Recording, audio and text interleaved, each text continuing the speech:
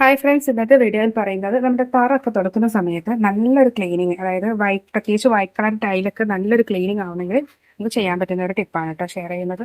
അപ്പോൾ അതിനായി നമ്മൾ തുടക്കുന്ന വെള്ളത്തിൽ നമുക്ക് രണ്ട് ഇൻഗ്രീഡിയൻസ് നമുക്കൊന്ന് ചേർത്ത് നോക്കാം. ഒന്ന് നമ്മുടെ വിനാഗിരിയും ഒന്ന് നമ്മുടെ ഉജാലയുമാണ് കേട്ടോ. ഉജാല ഇല്ലെങ്കിൽ നീലം മതി കേട്ടോ. അതിനായി ഞാനതൊരല്പം വിനാഗിരി ഒഴിച്ചെടുക്കുന്നുണ്ട്. വൈറ്റ് വിനീഗറാണ്, സാധാരണ വിനീഗർ തന്നെയാണ് കേട്ടോ, അതിനൊന്നും കുഴപ്പമില്ല. അപ്പോൾ അടുത്തതായി ഒരല്പം നീലം കൂടി ഞാൻ ഒഴിച്ചു കൊടുക്കുന്നുണ്ട്. ഈ നീലം ഒഴിച്ചിട്ട് നമ്മുടെ വൈറ്റ് ടൈൽസ് ഒക്കെ നന്നായി ഒന്ന് ക്ലീൻ ആവാൻ സൂപ്പർ ആയിരിക്കും കേട്ടോ. ക്ലീൻ ചെയ്താൽ അപ്പോൾ ഞാൻ ഈ ഒരു വെള്ളത്തിലേക്ക് നമുക്കത് ജസ്റ്റ് ഒന്ന് തുടച്ചു കൊടുക്കാൻ വേണ്ടി ഇടുന്നുണ്ട്. അതായത് ഞാൻ നന്നായി ഒന്ന് മുക്കിയെടുക്കുന്നുണ്ട്. അപ്പോൾ ഞാനൊന്ന് തുടച്ചു കൊടുക്കുന്നുണ്ട്. പ്രത്യേകിച്ച് വൈറ്റ് കളർ ടൈലുള്ളവർക്കൊക്കെ ഈ ഒരു ടിപ്പ് ട്രൈ ചെയ്യാം. വൈറ്റ് ടൈൽസ് മാർബിളൊക്കെ നല്ലൊരു കളർ വെക്കാനൊക്കെ നമുക്കിത് ട്രൈ ചെയ്യാവുന്നതാണ് കേട്ടോ.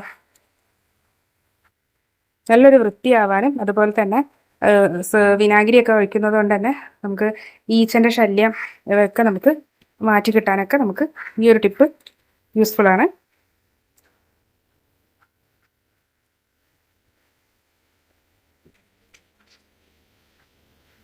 നിങ്ങൾക്ക് ഏകദേശം കണ്ടാൽ തന്നെ മനസ്സിലാവും, നല്ലൊരു വൃത്തി വന്നിട്ടുണ്ട്. കണ്ടോ ഏകദേശം.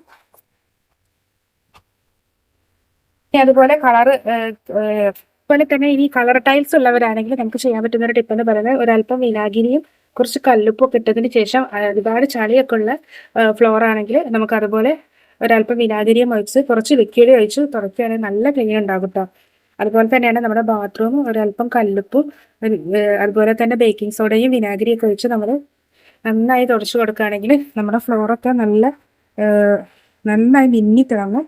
പ്രത്യേകിച്ച് നമ്മുടെ ബാത്റൂമിൻ്റെ ഒക്കെ നല്ലോണം റിസൾട്ട് ഉണ്ടാവും കേട്ടോ. അതുപോലെ തന്നെയാണ് നമ്മുടെ ഫാൻ്റെ ഇതൊക്കെ ലീഫൊക്കെ നമുക്ക് തുടയ്ക്കാൻ ഈ ഒരു മിശ്രിതം തന്നെ മതി. ഫാനിലൊക്കെ ഉണ്ടാവുന്ന ഈ ഒരു തരം പൊടികളൊക്കെ നമുക്ക് തുടച്ചെടുക്കാൻ ഈ ഒരു മിശ്രിതം ഉപയോഗിച്ചിട്ടുള്ളത്.